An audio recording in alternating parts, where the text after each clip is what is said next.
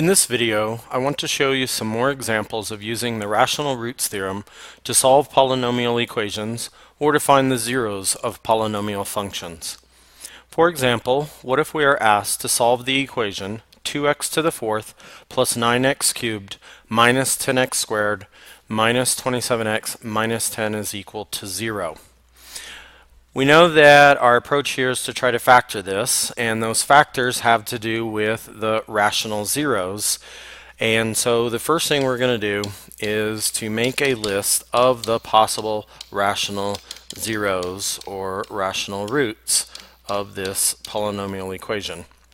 Remember that we take factors of the constant and divide by factors of the leading coefficient. All of the factors of the constant are 1, 2, 5, and 10. The factors of the leading coefficient are 1 and 2. So I need to take all of these factors and divide them by all of these factors. What that gives me then is plus or minus 1, plus or minus 2, plus or minus 5, plus or minus 10. So that's all of those factors of the constant divided by the 1 that is a factor of the leading coefficient. And then I need to take all of those and also divide them by the 2. So now I get plus or minus 1 half, plus or minus 2 halves, but that's 1 and we already have 1 there, plus or minus 5 halves, and plus or minus 10 halves, but 10 halves is 5 and that's already in our list as well. So these are all the possible rational zeros. If it is going to factor using rational numbers, we have to use a number from this list. Now that's still 1, 2, 3, 4, 5, 6 times 2. That's still 12 possibilities, but much better than the infinite number of possibilities we originally had. So here we go. This is just a trial and error process. So I set up my long division here, and my coefficients of the polynomial expression are 2, 9, negative 10, negative 27, and negative 10. I think it's always best to start with 1. It's just very easy and quick, and sometimes by going through that you can get some idea of what some better choices will be. And so we bring down that leading coefficient, and then it's just a process of multiply and add. 1 times 2 is 2. 9 plus 2 is 11. 1 times 11 is 11. Negative 10 plus 11 is 1. 1 times 1 is 1. Negative 27 plus 1 is negative 26. 1 times negative 26 is negative 26, and that does not give us 0. So that is not one of the zeros of this function. Now you have a choice. You can either erase all of those numbers, or sometimes it's almost quicker just to go ahead and write out a new chart. So I'm going to write a new chart here, and then I'm going to test another number. Well, I'm going to test negative 1 this time, because what I noticed from the first one was that things were kind of getting canceled out a little too quickly there. We got the 1 right here that all of a sudden gave us a big giant number here, the negative 26. And so maybe the negative 1 is going to make things sort of balance out a little better. So we bring down the 2, and the negative 1 times 2 is negative 2. 9 plus negative 2 is 7. Negative 1 times 7 is negative 7. So that gives negative 17. Then I get 17, which gives me negative 10. And negative 1 times negative 10 is a positive 10. And voila, we got 0 there. So we have found one of the possible factors here. It's x minus negative 1, or in other words, x plus 1. However, you will remember that this was a quartic polynomial here. So n was equal to 4, and therefore the result that I have here is still a cubic polynomial. What I need to do then is to continue the process so that I can reduce this down to at least a quadratic. I want to at least reduce it down to a quadratic. So now I keep trying. By the way, I don't need to try the 1 anymore, because if it doesn't work in the original, it's not going to work in any of the others after we've factored down a little bit. But it is possible that a factor is repeated. So I could try the -1 again. However, I'm going to go here and just try the 2 this time. So now I have a 2 there, so I get a 4. That gives me 11. That's 22. Which gives me 5, which gives me 10, and aha! So I have 0 now. So at this point, what I have here is a quadratic polynomial. So the degree of this resultant here is quadratic. And we do know how to factor quadratics, but what I'd like to show you is you can also continue working here. Work your way on down until you get to a linear. Now, looking at the 5 that I still have left, the fact that there's a 5 there tells me that some way or another I'm going to have to use either my 5, my 10, or my 5 halves. I'm going to have to, because I've got to be able to get a 5 out of this. So why don't I try maybe I don't know, either the 5 or the -5. So I'll try the 5. I get 2.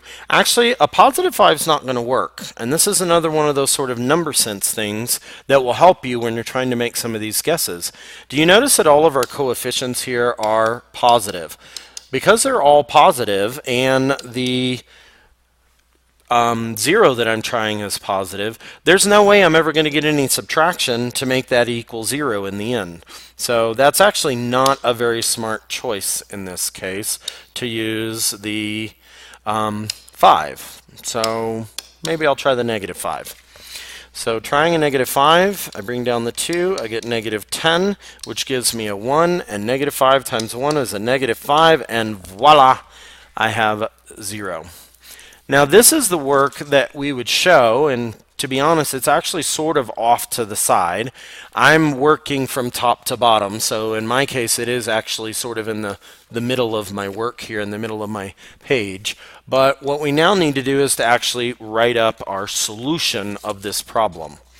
So the first thing I'm going to do is to start over by writing the original equation. 2x to the 4th plus 9x cubed minus 10x squared minus 27x minus 10 is equal to 0. But now I know exactly how that factors because of the work that I've done from the synthetic division. One of the factors is x plus 1. Remember that right here we got minus 1, so the factor for that is x plus 1, right?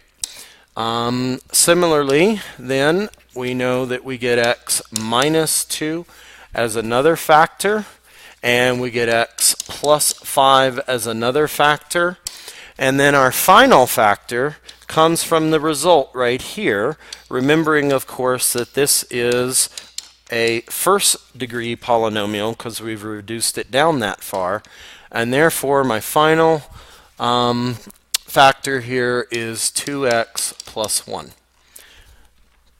Voila, we have this factored.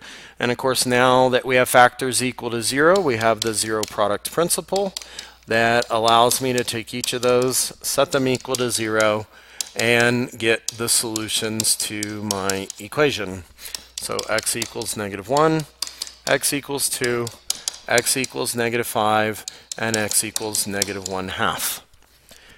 By the way, realize, of course, that if you had tried -1/2 in the synthetic division, that would have also worked and broken this down. So there's definitely a lot of different possibilities on this page here of how you could have gone through that. I just happened to choose the -1, the 2, and then went with the 5 there. The -5. But you might have chosen other things, and sometimes it'll break down a little differently insofar as the steps, but the resultant here should be the same.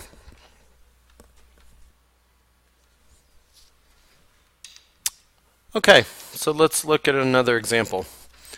This one has a slightly different question with it. It says find the zeros of f of x equals 5x to the fourth plus 16x cubed minus 7x squared minus 32x minus 6. But in reality, we know that a lot of the steps are going to be the same. A lot of the work is going to be the same. And we need to get this thing factored eventually.